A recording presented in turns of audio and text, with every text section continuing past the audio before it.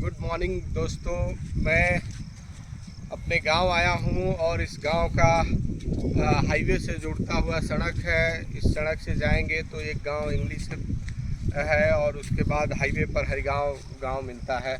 वहां से भी हम लोग अपने गांव घाघा बाज़ार पर, ये देखिए घाघा बाज़ार है और ये भी एक सड़क है। आप इधर देखिए ये सड़क है, ये जो दुल्हिनगंज जाकर मिलता है। इसमें ये दुल्हिनगंज और घाघा का मेन रोड है, कनेक्टिविटी है। वहाँ से हाईवे से 2 किलोमीटर दूरी पर मेरा गांव है घाघा बाज़ार और मैं यहीं का निवासी हूँ। यहीं पर पढ़ा लिखा, यहीं पर मेरी प्राथमिक शिक्षा से लेकर आपको सेकेंडरी शिक्षा, हालांकि दुल्हिनगंज में मिडिल स्कूल में हुआ और उच्च विद्यालय में मैं कंवरा पढ़ा। इस तरह मेरा जो जीवन है, गांव से ही रह के अपनी शिक्षा प्राप्त की।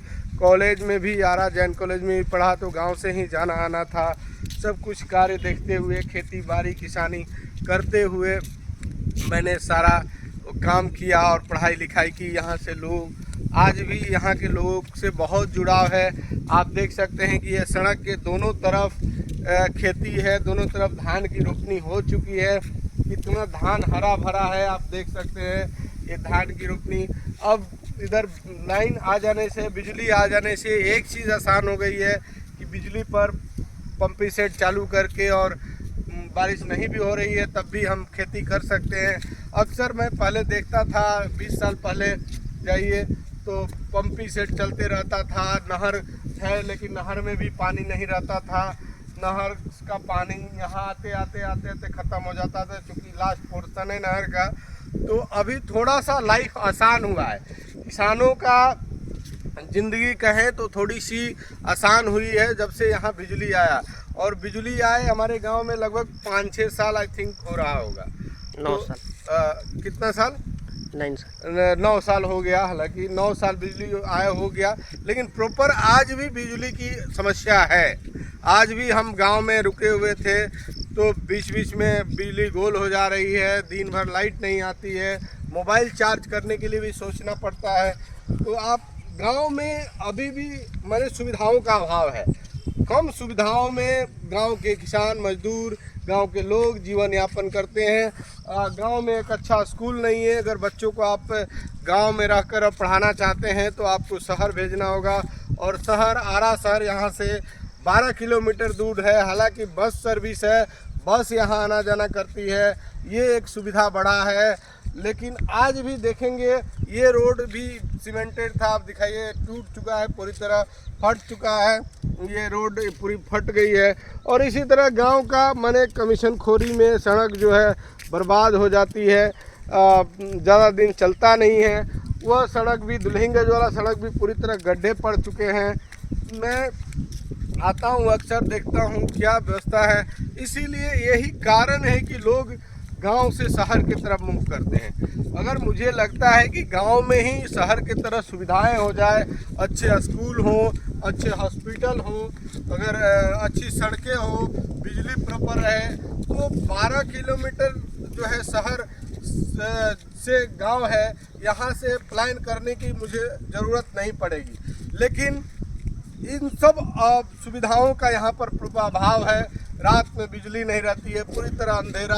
पढ़ाई करना है तो आपको आज भी लैलटेन और मोमबत्तियाँ जलानी पड़ेगी। आज भी वही 20 साल पहले की स्थिति जो है उत्पन्न हो जाती है। आज भी सुरक्षा के मामले में अंधेरा है। जगह जगह पर सड़क की सुरक्षा में, सड़क में गड्ढे पड़े हुए हैं। अगर रात में आप आते हैं, 4 व्हीलर से भी आते हैं, बाइक से भी आते हैं, तो आप बहुत बच के आपको चलना है। बारिश ज़्यादा हो जाती है तो गड्ढों में पानी भर जाने के कारण आप सड़क पर चलना मुश्किल हो जाता है।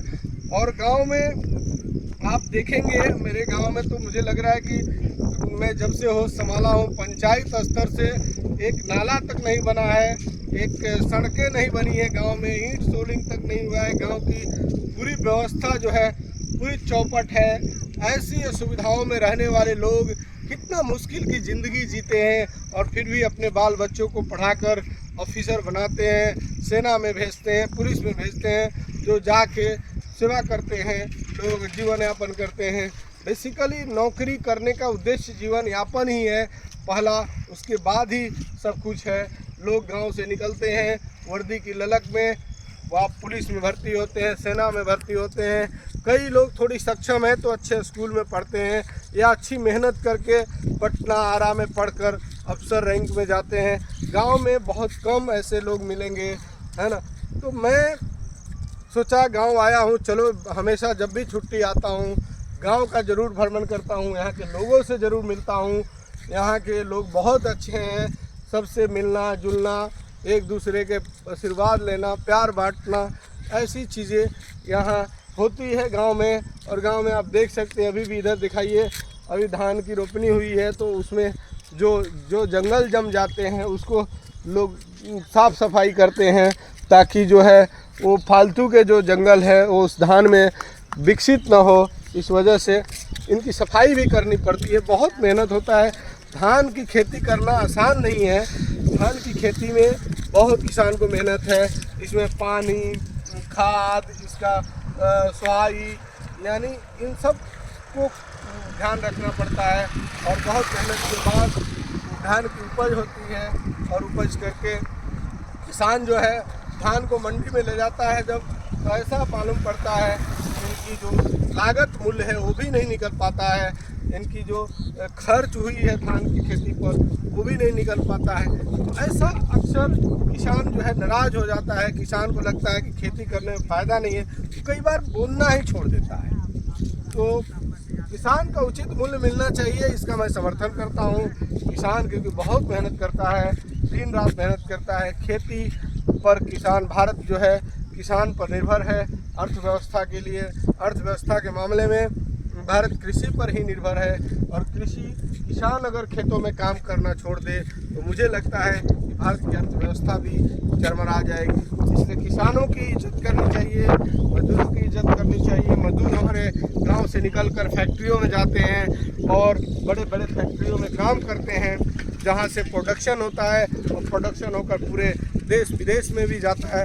किसान मजदूर जहां भी रहे उनको रिस्पेक्ट करना चाहिए और हम चाहेंगे कि आप सब किसान मजदूरों के लिए आप सम्मान करें। कहीं भी अगर आपको किसान मजदूर मिले उनको सम्मान करें। इस तरह आज का हम लोग वीडियो समाप्त करते हैं। बहुत बहुत धन्यवाद आप लोगों को सुनने के लिए।